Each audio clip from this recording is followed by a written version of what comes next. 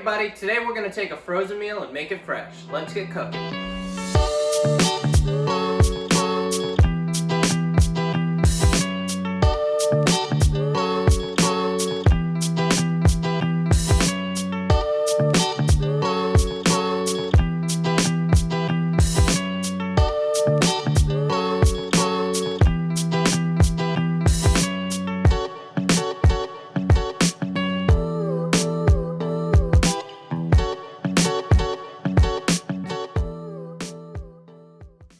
We're making Banquet's Country Fried Chicken Bowl fresh today, but first let's try it. From appearances, it really doesn't look appetizing, and these are obviously chicken nuggets, but this is about taste.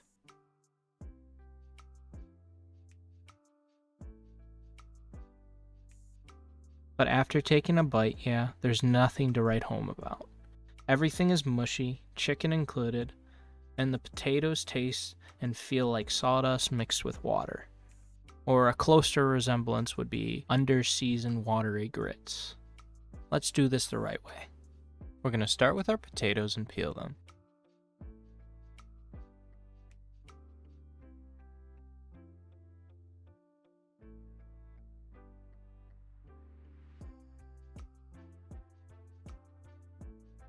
Then just for conveniency, I'm cutting them in half before putting them in a pot to boil for 25 to 30 minutes.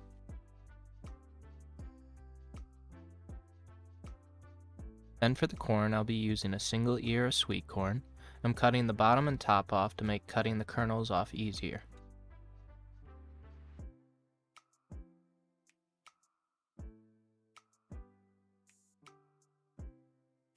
Once that's done, set the corn aside. It's being cooked later. We'll move on to our chicken, which is simply prepared by cutting them into uniform sized pieces.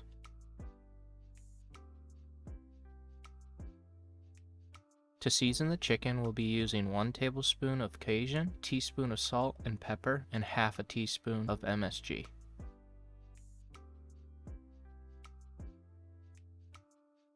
Once the seasoning is ready, add the chicken and the egg to a bowl and mix until everything's evenly incorporated.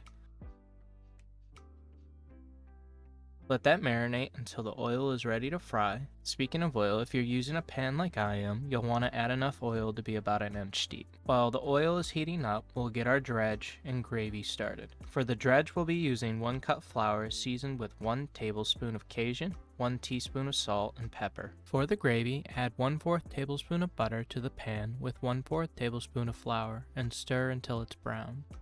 Continue to stir while slowly adding in the chicken broth. Don't be afraid if it starts getting clumpy, just keep stirring and slowly adding the broth and it will incorporate.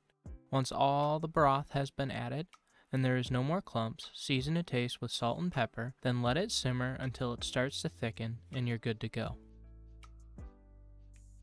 Once our oil reaches 350 degrees Fahrenheit, toss the chicken in the flour. This is a little unorthodox, but I find this method gets the crispiness that I like.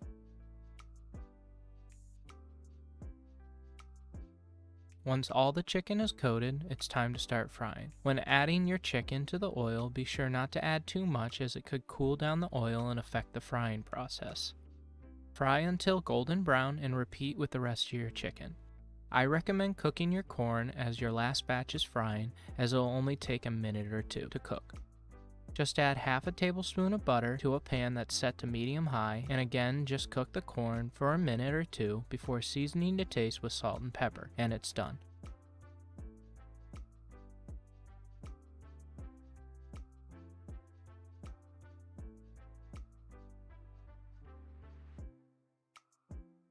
Finally, if they aren't already, strain the potatoes, mash them together with a tablespoon of butter and a cup of milk before seasoning to taste with salt and pepper.